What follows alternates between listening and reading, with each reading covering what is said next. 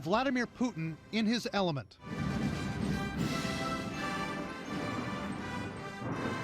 Victory Day in Moscow, commemorating the Soviet Union's World War II role in the defeat of Nazi Germany. But this is also the Russian president's moment to show off his new military, the one he spent billions to overhaul.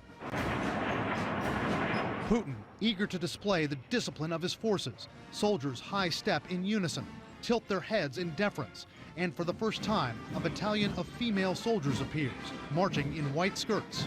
And he's trying to project strength, and he's trying to harken back to the time when the country was united in a common purpose to fight a common enemy. And that is the symbol of World War II, and that's what he's relying on. And again, for many Russians who were raised during the Soviet period, this is what they understand. At least twice, Putin uses a charged phrase from the Cold War. Comrades.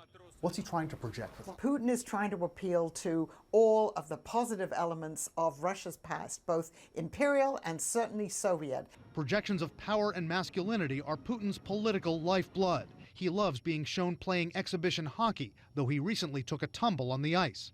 Putin seemingly couldn't resist one salvo aimed at his rivals.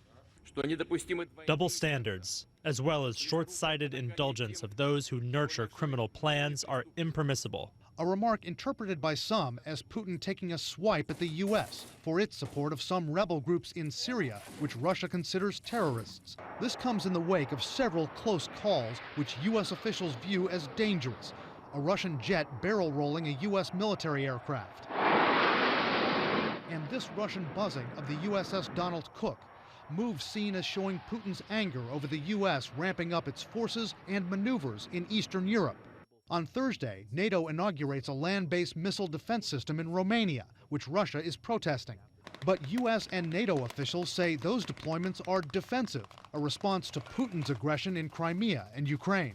This is definitely a very dangerous moment in the relationship between the United States and Russia. President Putin and his colleagues have used rhetoric about the possibilities of limited nuclear war. President Putin has said in response to some of the things emanating from the White House, you know, maybe the United States has forgotten that we're a nuclear power. And experts say look for both sides to ratchet up the tension even more. Putin is likely to send troops and possibly even nuclear warheads right to NATO's doorstep. Interesting tonight, Wolf, in that Victory Day parade, Putin also unveiled this new, very mysterious unit of the military called the National Guard. It is designed to protect him in the event of a coup attempt.